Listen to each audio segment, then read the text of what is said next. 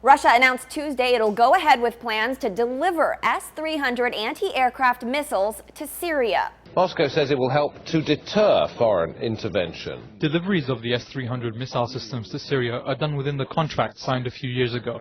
We believe these deliveries are a stabilizing factor. In 2010, Syria agreed to buy 4 S-300 missiles from Russia for $900 million.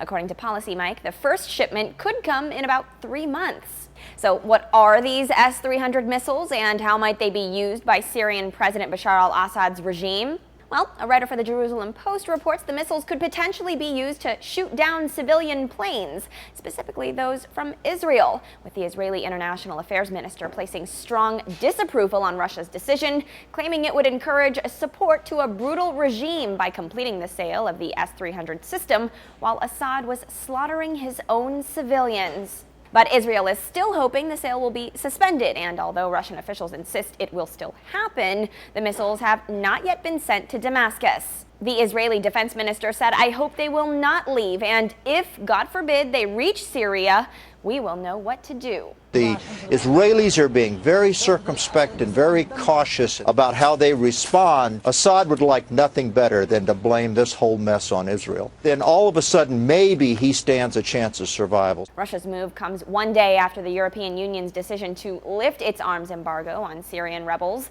a decision Russian officials have openly criticized as they have continued to block efforts to put more pressure on embattled President Bashar al-Assad.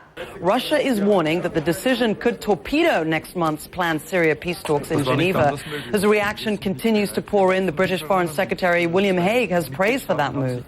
However, the EU says the end of the embargo doesn't necessarily mean it will immediately be supplying the Syrian opposition with weapons. Britain, which along with France supports arming the opposition to President Assad, says it has no immediate plans to do so. The EU will also want to avoid endangering the peace talks that the US and Russia have been working towards. And those plans for peace talks make Russia's shipment plans especially controversial. Just Monday, U.S. Senator John McCain made an unannounced visit to Syria, sneaking into the country to meet with rebel leaders. McCain is the highest-ranking U.S. official to visit the war-torn country. No word yet on what specifically was discussed.